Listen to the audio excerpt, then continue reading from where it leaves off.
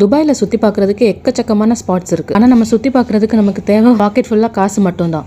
எவ்வளோ தூரம் வந்து லக்ஸரியான ஒரு சைடு இருக்கோ அதே மாதிரி லோ பட்ஜெட்லேயும் ஃப்ரீயாகவும் பார்க்குற மாதிரி நிறைய ஸ்பாட்ஸ் இருக்குது. அந்த மாதிரி ஒரு ஸ்பாட்டுக்கு தான் இன்றைக்கி நம்ம வந்து போக போகிறோம். இது ரொம்ப நாள் முன்னாடி எடுத்த வீடியோ தான், பட் இப்போ தான் அப்லோட் பண்ண டைம் கிடச்சிது. நம்ம வந்து இன்றைக்கி மெட்ரோவில் தான் போகிறோம்.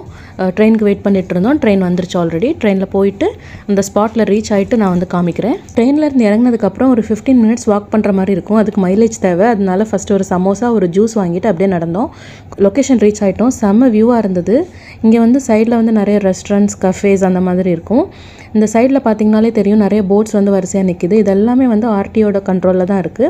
இது எவ்வளோ சீப்னா இங்கேருந்து ஒரு சைட் போயிட்டு திருப்பி அங்கேருந்து ரிட்டன் கூப்பிட்டு வருவாங்க. அதுக்கு வந்து நம்ம நிறைய சுற்றி பார்க்கலாம். பெரிய பெரிய பில்டிங்ஸ், முன்னாடி இருந்த சில பில்டிங்ஸ் எல்லாம் அப்படியே ஓல்டு பில்டிங்ஸ் அப்படியே வச்சுருப்பாங்க. எல்லாத்தையுமே வந்து சுற்றி பார்க்கலாம். போட்லேருந்து ஒரு 10 to 20 மினிட்ஸ்க்குள்ளே போயிட்டு வர மாதிரி இருக்கும். இதுக்கு வந்து ஒன் சைட் அதாவது இங்கேருந்து அந்த சைட் போகிறதுக்கு மட்டும்னா 1 திரம் பே பண்ணால் போதும். ரிட்டன் வரணும்னா 2 திரம், அவ்வளோதான். 2 திரம்ஸில் வந்து ஒரு ஸ்பாட்டை வந்து சுற்றி பார்க்க முடியும்னா இவ்வளோ சீப்பான ஒரு பிளேஸ் வந்து எங்கேயுமே இருக்காது துபாயில். போட் வந்துருச்சு. போட்டில் ஏறியாச்சு. இப்போது போட்டில் வந்து இன்ஜின் ஆப்ரேட்டர் ஒருத்தர் இருக்கார். அவர் தான் வந்து நம்மக்கிட்ட டிக்கெட்டுக்கான அமௌண்ட் வந்து கலெக்ட் பண்ணுவார். இப்போ தான் போட்டை ஸ்டார்ட் பண்ணுறாங்க. கொஞ்ச நேரம் என் கூட சேர்ந்து நீங்களும் அப்படியே சுற்றி பாருங்கள்.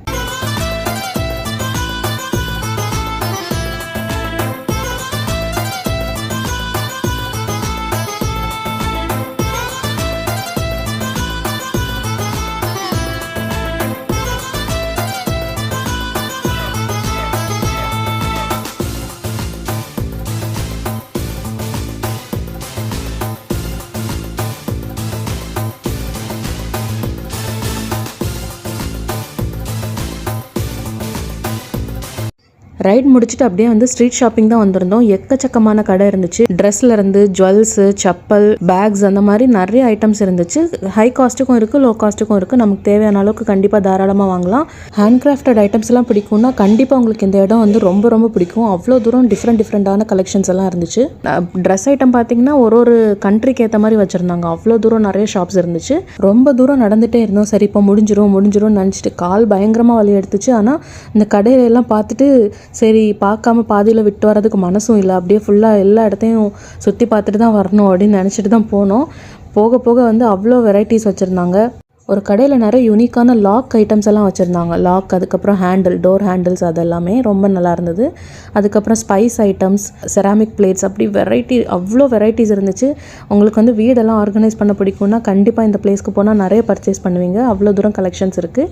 துபாயில் இருந்தீங்கன்னா மறக்காமல் இந்த பிளேஸை வந்து விசிட் பண்ணி பாருங்கள். துபாயில் இருந்து இந்த வீடியோ பார்த்துட்டு இருக்கீங்கன்னா இந்த இடத்துக்கு ஆல்ரெடி போயிருக்கவங்க மறக்காமல் கமெண்ட்டில் வந்து ஒரு பர்பிள் ஹார்ட் கொடுத்துட்டு போங்க. அவ்வளோதான். ஷாப்பிங் எல்லாம் முடிச்சு சுற்றி பார்த்துட்டு ஒரு நல்ல கேரளா ஹோட்டல் போய் சத்யா சாப்பிட்டுட்டு அப்படியே கிளம்பிட்டோம். அடுத்து இன்னொரு இன்ட்ரெஸ்டிங்கான vlogல மீட் பண்ணலாம். தேங்க்ஸ் ஃபார் வாட்சிங். பாய்.